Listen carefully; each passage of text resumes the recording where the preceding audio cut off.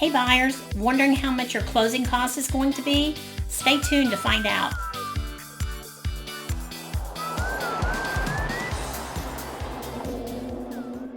Hey, it's Melody Watts And Donna James with eXp Realty. It's Make a Move Monday, and every Monday we bring you one step closer to your next move by giving you the best tips and tricks to buying or selling your home.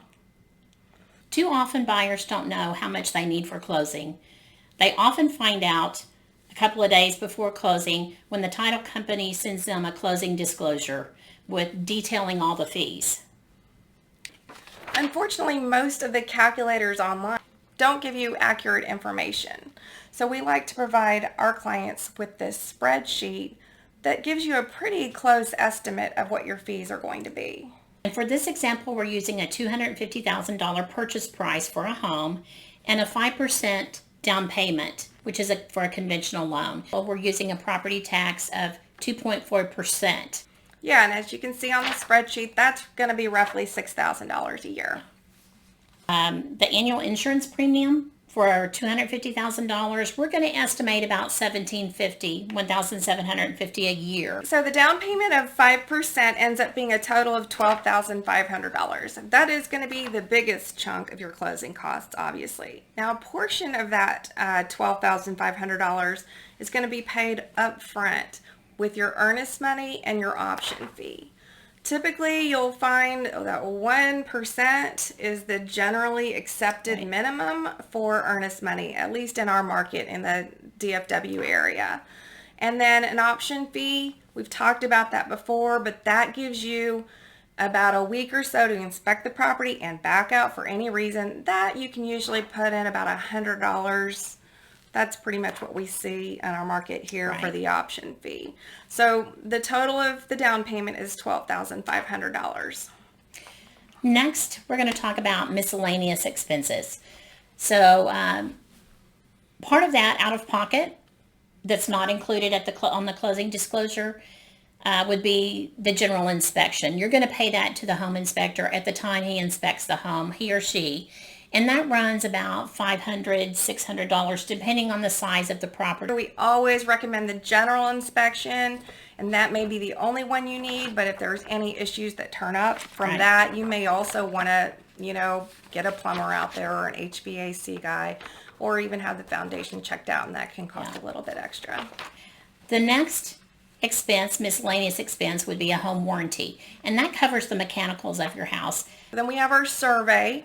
And a lot of times you don't have to pay the survey if the seller already has a survey and it's recent and accurate. You could probably avoid the cost of a new survey, and it may be in your contract that the seller actually pays for that new survey. And the last thing, you're probably going to see HOA docs, and that can range from, it can be nothing to, I've seen it as high as $1,000, but in most cases it's probably going to be $100 or $200. So those miscellaneous expenses could add up to approximately $1,750. Then we're going to have some title fees. The first one is escrow fee. And I'm just going to lump a few things into that. That can include your closing fee at the title company, attorney fees, courier fees. All that can be included in that. They do vary from title company to title company, but they're not large fees. So you don't really have to worry too much about which title company is charging you more. Texas guarantee is going to be something that's required. It's a small fee. It's a few dollars per title policy, and it's required by Texas. So that'll be one of your fees. The tax certificate just is a certificate that confirms that all taxes have been paid by the seller before you buy. Notary fee, often if you can't make it to the title company for closing, you may have a notary come to you for closing, and that will be on there. It's usually about $100. The recording fee is also another fee that you'll have to pay. It's based on how many pages are in your documents that need to get recorded. The big fee that you're going to see on the title fees is the title policy fee.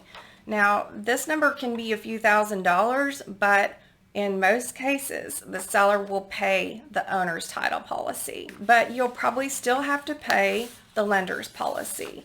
And that's usually just $100 to $300 or so for the lender's policy, depending on what the lender requires.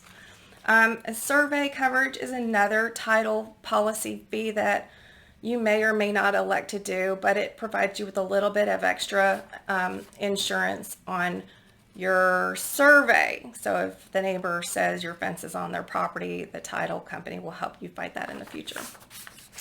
The next section is the lender fees. And these can vary as well, like most of the things on the list. Part of that is origination fees and processing fees, application fees, document fees, the credit report, admin fees. All of those vary from lender to lender. So once you get the total fees, if they're running a little more than $2,000, you might want to shop lenders, your mortgage broker, and see how you can save money on those fees. Part of those fees may be discount points. Maybe you want to put a little more money down and buy down the interest rate a little bit so your payment is less. The next is lender credits. The lender may give you a credit, which would go towards your closing cost. Additional miscellaneous fees include the appraisal, and that's going to run you about $500. Also, tax service about $79. That's making sure the taxes have been paid. Flood certificate's going to run you about $10, just making sure you're not in a flood zone. They check that for every property. And then private mortgage insurance is typically paid monthly, so that would be in your monthly payment. So for our example, the lender fee estimate's going to come in about $24.89. And then the last thing we have is our prepaid expenses. So these are expenses that the lender requires that you pay up front. So they're not actually costs associated with closing. They're just costs that you're going to pay ahead of time. So one of those costs that you pay up front is your homeowner's insurance. You pay that for 1 year when your insurance policy starts. So since that fee is paid in up front, you got to pay that at closing. Your principal and interest for the first month, that's just based on what day you close. You'll have a prorated portion for that first month that they'll go ahead and charge you at closing. And then the insurance, homeowner's insurance, in addition to paying that whole year up front, the lender's also going to want to see that you have about 3 months of that in your escrow account. So they will require that you pay that up front, as well as your property taxes. Property taxes aren't generally due till the end of the year, but the lender wants you to have 3 months again of that in your escrow account. So they'll charge you for that up front. So in our example, you're going to have about $4,937 that you'll have to come to closing with that covers your prepaid expenses. The next information we want to talk about is a seller's credit. Now, it depends on the market, and if it's a more of a buyer's market or a seller's market, on if the seller will agree to pay some credits towards the buyer's cost. That's not always the case, but that's very negotiable. So you may ask them to pay some of your closing costs for you and help you out with the amount of money you have to come to the table with. Sometimes another opportunity to ask the seller to contribute to your closing costs is after you've had the property inspected and there are some repairs that need to be done. Sometimes it works out better for both parties for the seller to just give you some money, which you can apply towards your closing costs, rather than have the seller do those repairs in advance. So that's another way that the seller can contribute towards your closing costs. Now, I bet there's one last thing y'all are wondering about. Where's the realtor fee? Where's the realtor fee on this list? So we have very good news for you. Buyers do not pay the realtor fee. Yeah. That is covered by the seller, so you are good to go on that. Yeah. So the total money that you paid in advance was at $3,250. That included your option fee, your earnest money deposit, and any inspections that you might have paid for. And then the amount that you're going to pay at closing is $19,842. So that's the amount of money that you would need to have wired to the title company on closing day. So the total cash needed to close on this home, this $250,000 home, the total cash you need is $23,092. All of these are just estimates, so you'll get the real numbers when you go to closing. If you're curious what your scenario would look like for, a $300,000 home or a different percent down, just call us. We'd be happy to send you these numbers for your specific scenario, and we can get it pretty close. So it's not a big mystery. How much money do I need at closing? You'll pretty much know. Yeah. So I hope that clarifies a few things for you guys. As always, Donna and I are here to answer any questions that you have along the way. Thanks for watching. Tune in next week. Bye, y'all.